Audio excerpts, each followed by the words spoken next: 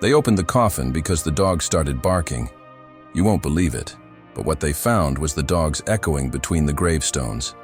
The barking became more insistent with every second. Spike was inconsolable.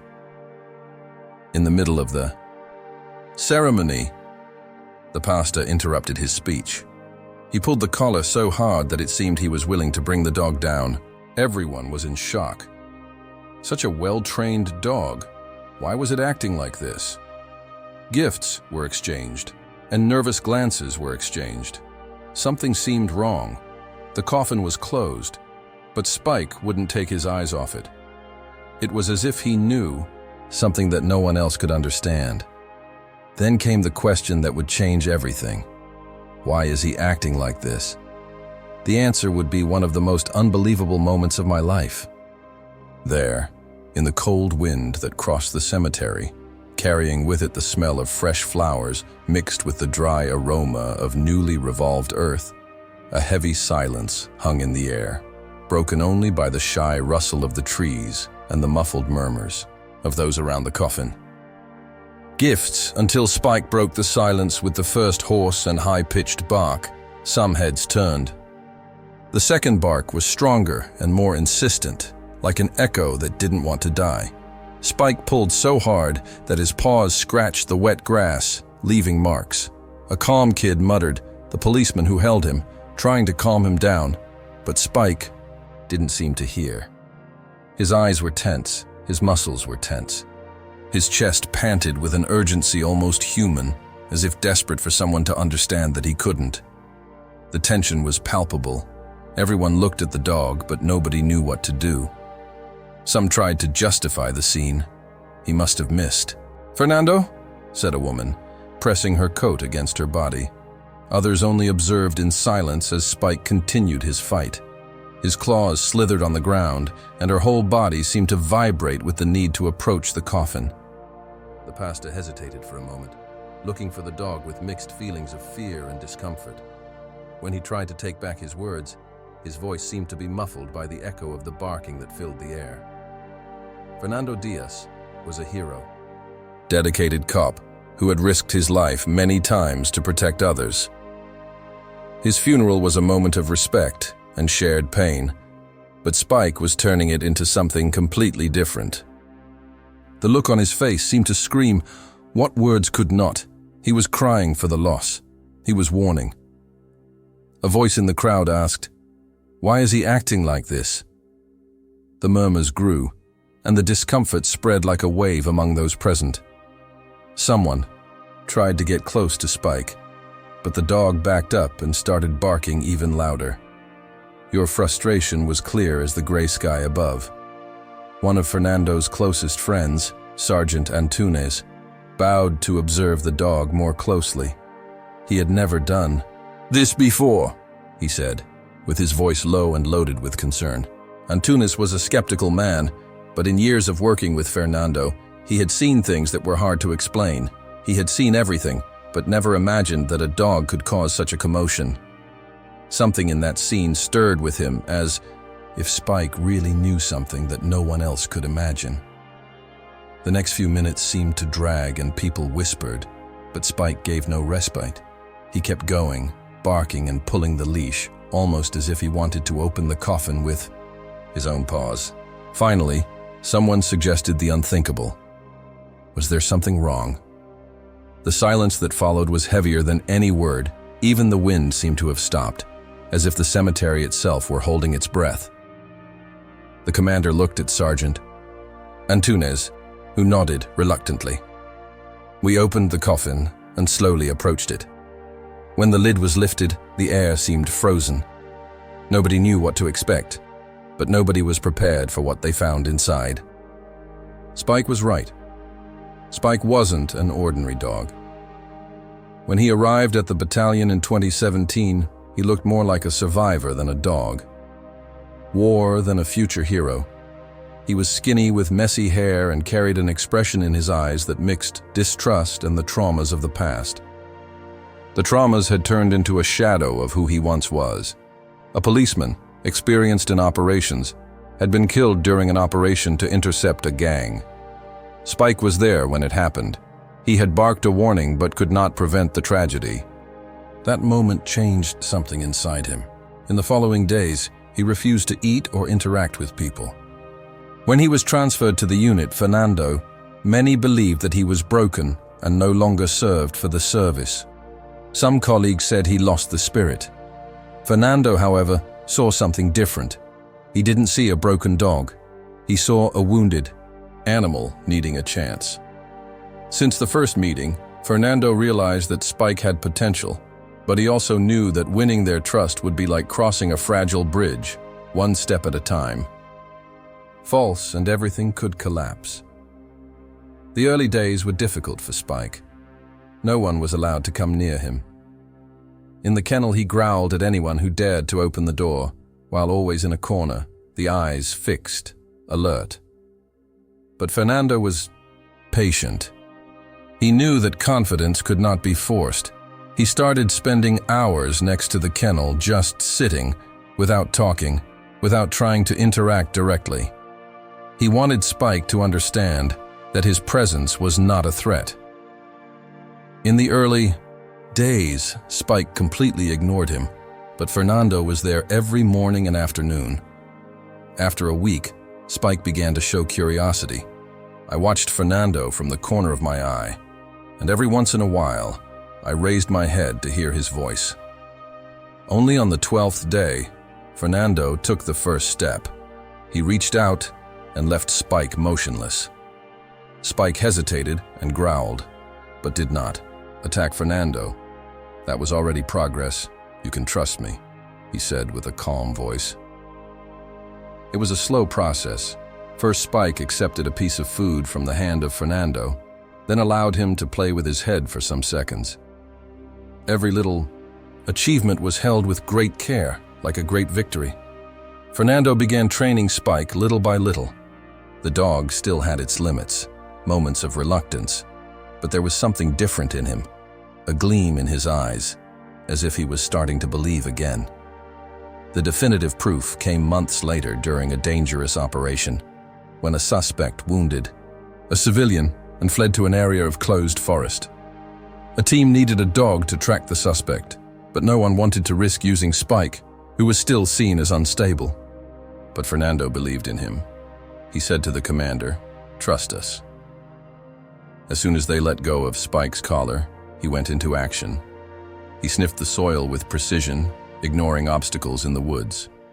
It was as if, at that moment, he was finally showing all his potential. Fernando always believed that he had the potential to achieve great things. This culminated in a direct confrontation with a suspect when he tried to ambush Fernando by pointing a gun at him.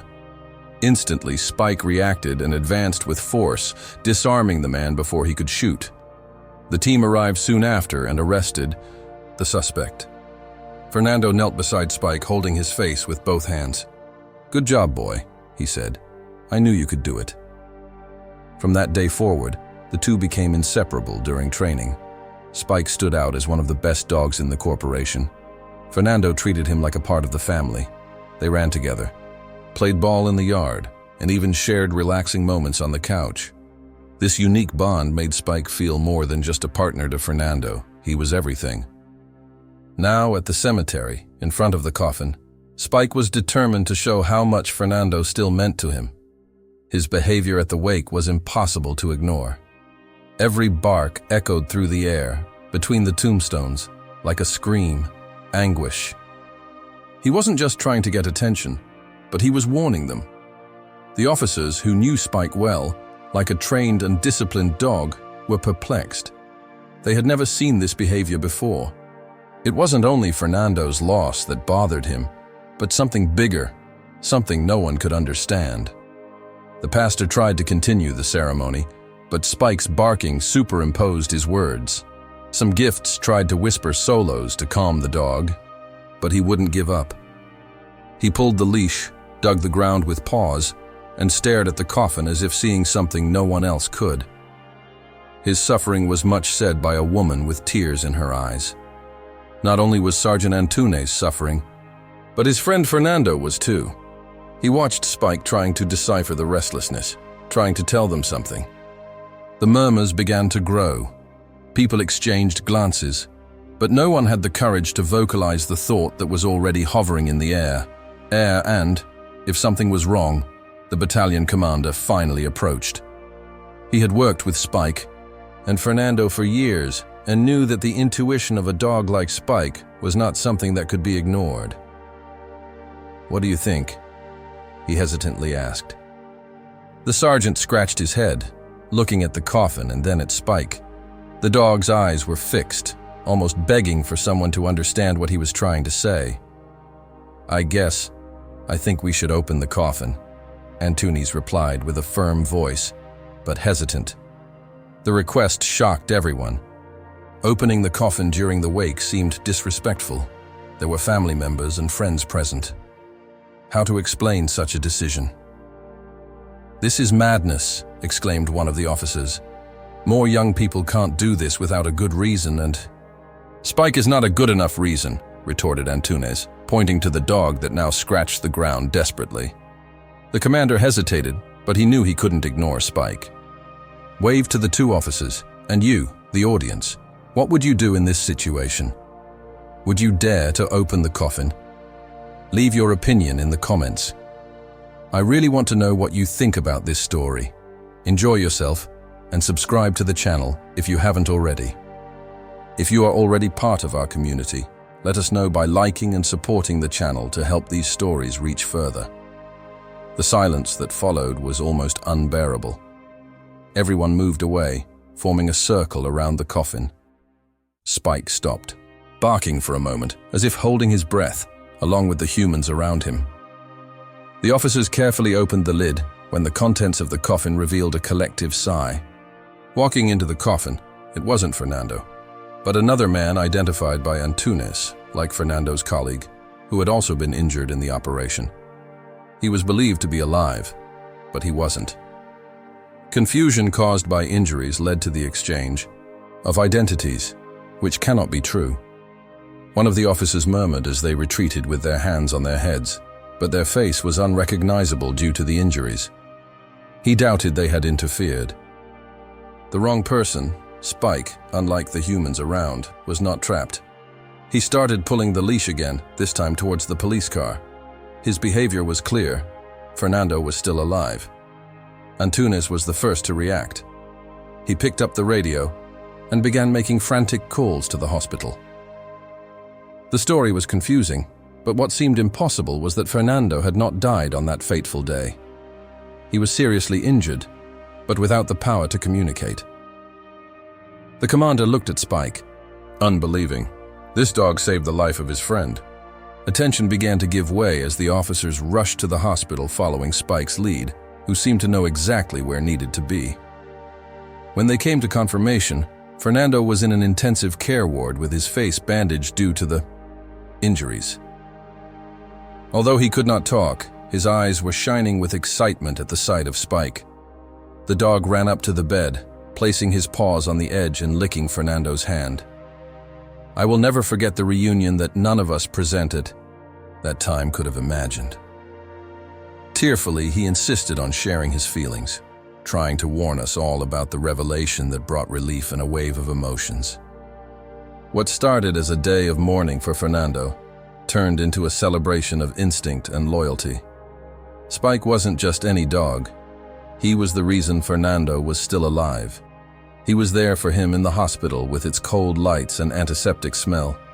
A strange place for a powerful reunion like that. Fernando could barely move, his face covered in bandages, and his voice still not fully back. But when Spike pulled off the muzzle, something changed. The monitor gave a slight spike, and Fernando's eyes, once empty, were filled with life. Antunes, watching from next door, shook his head in disbelief, knowing all along that this dog was a miracle. Of the people who were fixed on Fernando, I felt as if I wanted to say that I would never tell you. He stood there motionless, with his head resting on the bed, while the rest of the world seemed to disappear around him. The doctors entered the room, attracted by the noise and commotion.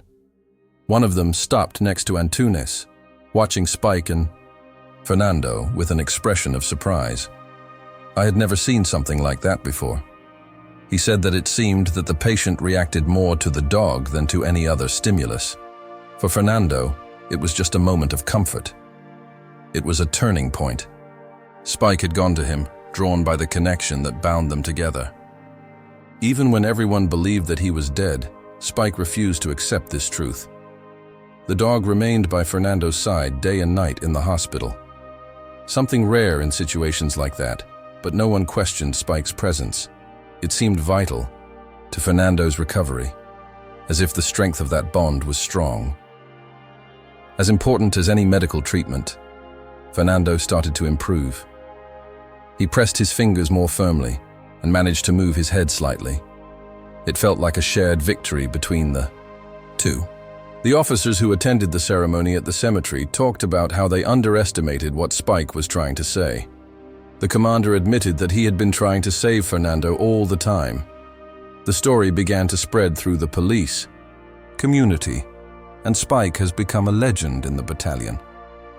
The case and the public were moved by the dog's loyalty, but Spike wasn't interested in the attention. The world around him didn't matter. All he wanted was to stay with Fernando, protecting him like he always did. In that hospital room, the commander made a comment that resonated with everyone. He said that dogs like Spike were not only partners, they were family. In that unlikely family, Fernando and Spike were living proof that love and loyalty could overcome even death. Fernando returned home months later, still in recovery, but with a new perspective on everything. He knew he wouldn't be alive if it weren't for Spike. Dog, as always, was by his side, watching with the same attention as during a mission. During recovery, Fernando needed to relearn how to do simple things, like speaking clearly or walking unaided. But I was never alone. Spike was my constant shadow, accompanying me in each step. Every step of the physiotherapy session was exhilarating, but I would not have achieved significant progress without Fernando. He admitted this in an interview with Spike, who was lying next to him with his head resting on Fernando's foot. The story of Fernando and Spike has become more than a legend in the police battalion, inspiring other police officers to look at their dogs in a different light, as partners who can save lives, not only on the field, but also in times of despair and uncertainty. However, for Fernando, it all comes down to the bond he has with Spike. He remembers the days when Spike was a lost and suspicious dog, but now that same dog has become his strength and reason to continue fighting. One day, during a walk by the park, Fernando looked at Spike and smiled. "You're the best partner I ever had," he said. And Spike responded with a look full of understanding. "How if you knew exactly what those words meant?" Today, Fernando and Spike lead a quieter life. Fernando opted for a more peaceful existence. For an administrative position in the battalion, Spike allowed himself more time to heal both body and mind. By his turn, he became a constant presence in the community activities of the police, visiting schools and events to show the value of a police dog. This experience left an unforgettable lesson. Sometimes true strength is not in the words we say or the actions we take, but in the loyalty of those around us. Even when all seemed lost, Spike not only saved Fernando's life, but he proved that love and confidence can overcome any obstacle, even death. This story of Spike and Fernando reminds us that sometimes the love and loyalty of dogs are stronger than any word. They not only save lives, but they also show us the true meaning of friendship and trust. Stories like this prove that animals are much more than companions. They are angels disguised in our lives. If you liked this story, I'm sure you will be excited about the video appearing on the screen. Please click on it to learn another story about the unforgettable impact animals can have in our lives. Do not forget that if you are not already subscribed to the channel, please subscribe to not miss any of these exciting stories. If you are already a part of our community, leave your like to help spread messages as beautiful as this one. We'll see you in the next story.